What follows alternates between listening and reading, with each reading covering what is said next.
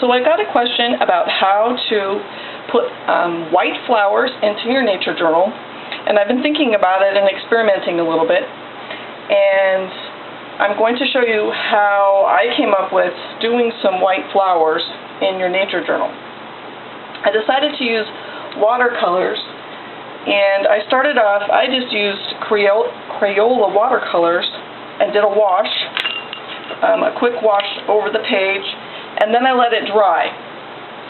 And then, if you can see, I drew with a pencil very lightly the sketch of my jasmine, the white flower that I decided to draw. So what you're going to do is go ahead and pick a darker shade of green to do your leaf. You can use the round brushes,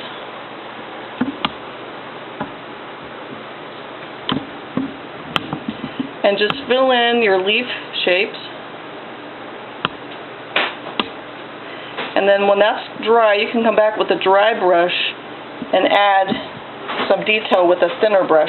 You can also use a flat brush if you have a bigger space, but sometimes that's harder to control. See, you got to have a pretty wide space or a more narrow flat brush.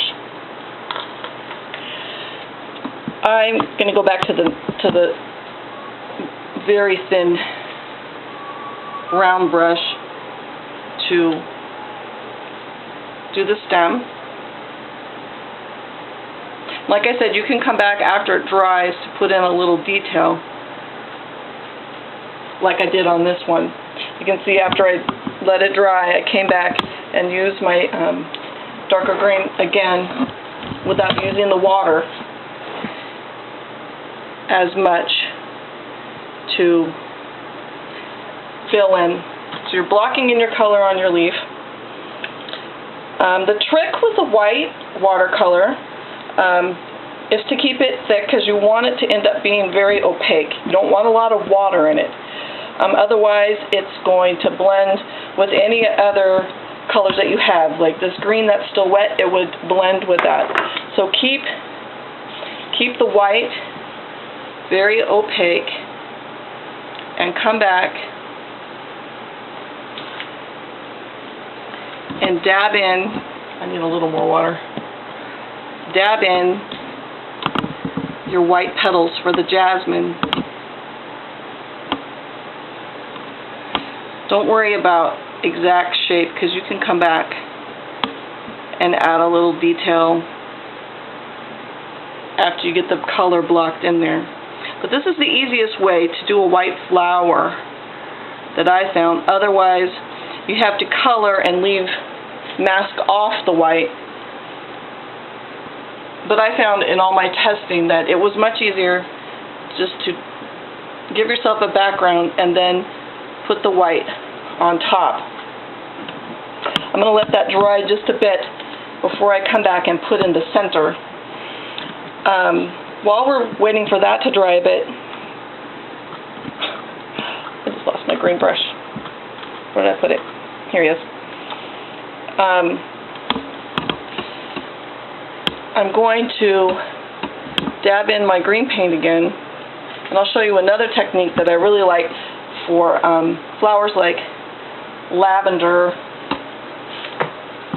I'm using a really cool book, which I'll explain in the blog entry, but it's basically, you're going to draw the basic shape of the flower. Say you're drawing a lilac. Then you're going to come back with your flat brush, dip it in the white paint, and then you're just going to dab the color on the top, and it fills in a flower drawing quite nicely. If you have a big space, or if you wanted to draw a whole jasmine bush, you could do it this way too. You could do the greenery and then just dab on the flowers. Now I like purple, lilac, so I'm going to come back with a purple and dab that on the top too. For some reason my brush is not flat.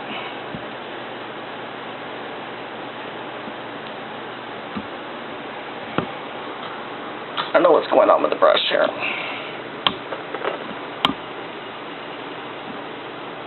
But you can see how, if you worked with it a little bit, you could make a lilac shape. Alright, let's go back to our grain, now that it's dried a little bit, and you're going to come back without using a lot of water on your brush to draw some of the veins.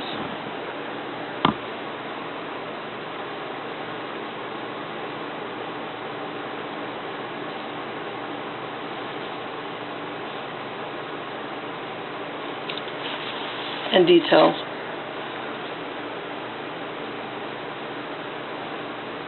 So the whole idea is you're sort of layering the color on there. Alright, the last step, I'm going to dry this off just a bit, is to go back and give myself a little bit, you know what, I'm going to use a smaller brush.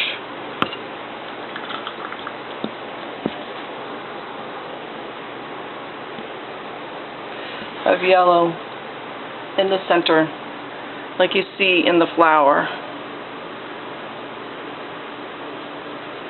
It's always helpful to look at the flower and not actually try to draw what you think it should look like, but then to go ahead and actually draw what you see.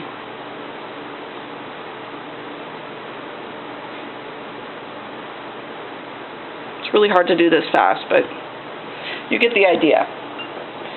So it doesn't matter whether you're going to be doing a daisy or a petunia or the jasmine. Just do a wash and then put the white paint on top and leave it very opaque. Give it a try.